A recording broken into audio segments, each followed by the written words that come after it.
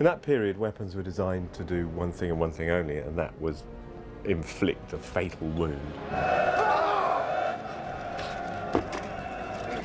They were really vicious weapons. I mean, when you were out there for fighting for your life, there was none of this sort of rules. You were out to kill.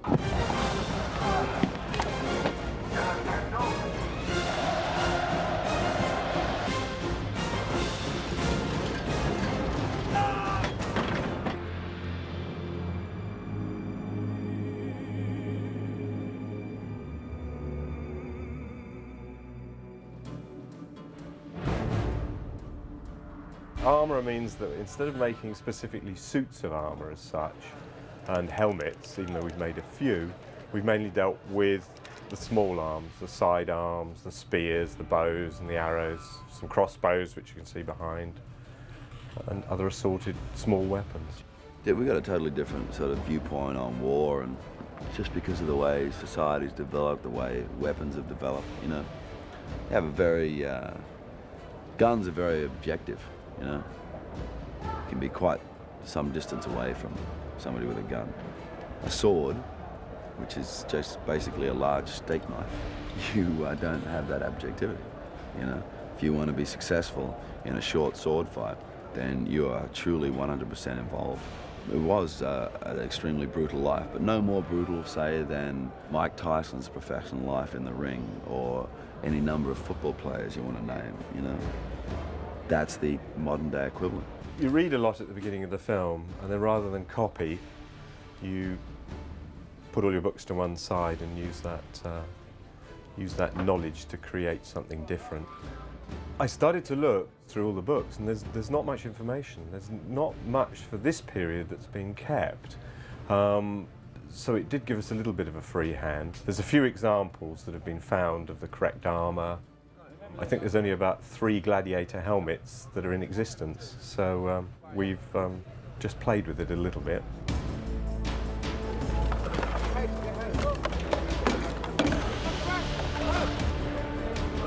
The weapons that were used in that period were a spear that you could throw initially.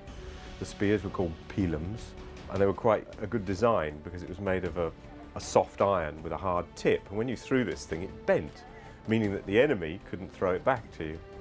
Once you'd thrown your spear, you'd advance with your shield and to defend yourself, pushing the enemy back or bowling them over, and then you would draw your sword, which is a gladius.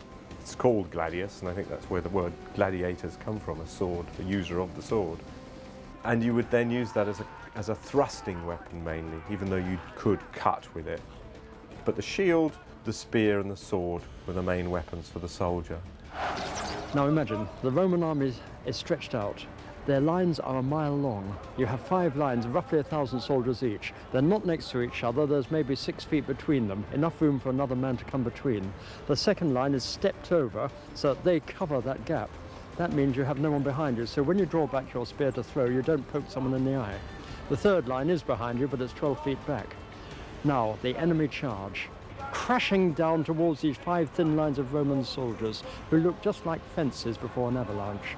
No fence is going to stand up to an avalanche, or are they? Because as they come within 30 yards, a trumpet sounds, back go the arms, and 1,000 javelins hit the enemy. Down they go, rolling over each other, men falling over them, men with spears stuck in their shields, throwing them aside.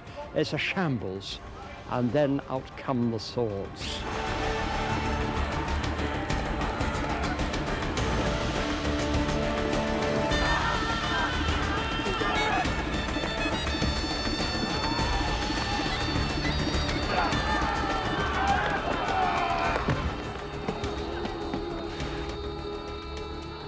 I mean, axes, as you see the scale of this axe, it was weighty and would have been made in either bronze or iron. It's quite barbarian style weapon. The Romans were really good at whoever they fought. If they thought they were good, they were like the Japanese of their day. They would take that technology and weaponry and utilize it.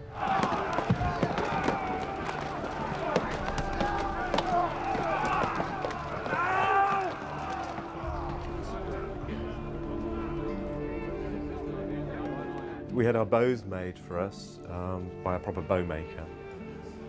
I think it was in the region of 16,000 arrows just for the flaming ones, and then we went through 10,000 arrows for firing.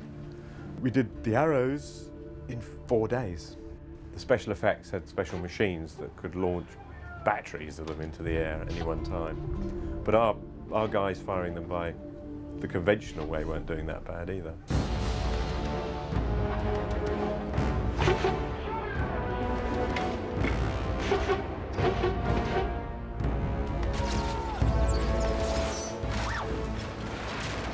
Apart from recreating the sense of authentic Roman army equipment, catapults and ballistas and scorpions, machines that fire incredible volleys of arrows and huge terracotta bombs filled with flaming oil on their unfortunate and rather poorly equipped enemies, which is how the Romans did it. That was all equipment that didn't exist. Almost everything had to be made from scratch and be practical. No! No! No! Archers! Ignite! Ignite! A lot of the things in the arena were tested out. The army would test ways of fighting within the gladiatorial arena that they then might use in battle elsewhere. There was lots of different types of weapons that were used. Most of the people that fought, the gladiators that fought, had a specific way of fighting, and the crowd would follow that man and the way he fought. It's like being in the blue team or the red team. You would come each week to watch your gladiator fight in a specific way, and he would be put up against opponents that would fight in different ways, but he had to fight in his kind of traditional way. Rhetarius would use a trident to fight with. He would also have a net. We had a bit of a problem in trying to figure out how you threw this net as well as holding the trident, but we've found a way around it. And our little net's got crabs inserted in it, so the little crabs grab hold of you and cling onto you. These guys would mainly fight somebody called a mammalian, who resembled a fish. He'd have a fish on his helmet, and it was like, you know, the fisherman going out to catch the fish.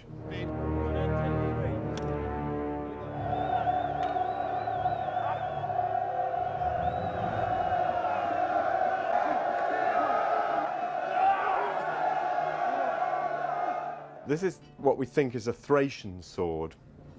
We're not really sure what the bend was for, but I think if somebody's approaching you, and you would really know where the point is on a standard sword, not to know where it is. So any movement he does, you would find that you didn't know where it was coming from, so he had a slight advantage on you.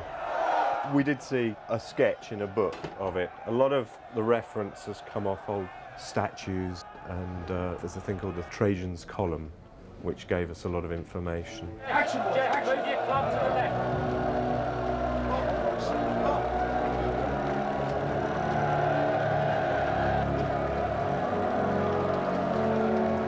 We have a character in the film who we see in the provincial theatre in Morocco, and he's Pluto.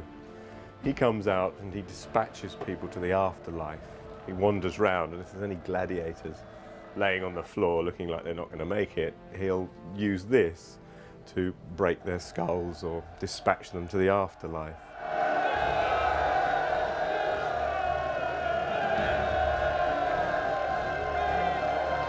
Shut the gates, boys. Shut the gates. Family. This is actually rubber, but it's meant to represent a large piece of bronze. Good morning. We were also asked to make a ball and chain, but I've made it a ball and leather. Sounds like an English pub. We've used a lot of soft bits and pieces so people can get really hit in the face and clobbered. Action!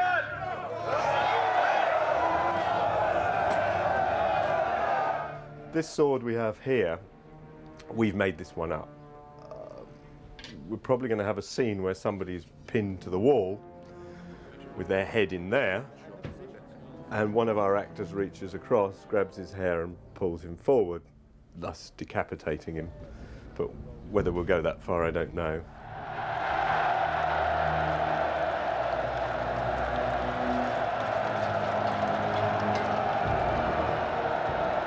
We've made a crossbow up here, even though this one didn't exist. The technology to make a crossbow was there.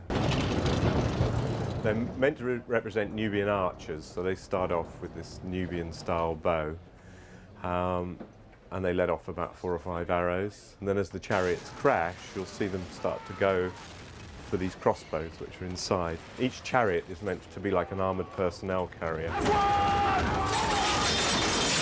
Ridley's direction was that he wanted an Uzi-type weapon for one of the gladiators to use. So I played around a bit and made this. I couldn't even draw it. I had to make it to figure out how it worked. But it fires 4 arrows, or 4 bolts. You have to fire the top and bottom ones first before you can fire the outer ones.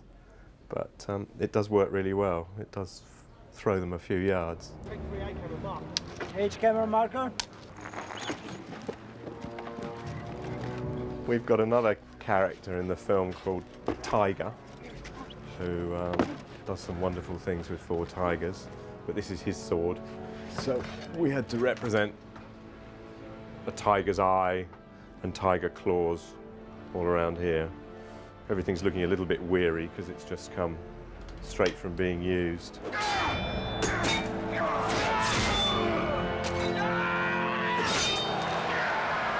Within the Colosseum, the armoury department must have been quite large. I mean, it had complete areas underneath it where they would prepare. You'd have people working on animals, you'd have people preparing food.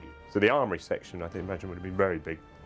You've got the swords, you've got the sharpening of weapons, you've got breakages to service, you've got the whim of whoever's sponsoring the games that week because they want something different made. So I imagine there must have been a lot of armourers there trying to churn it all out.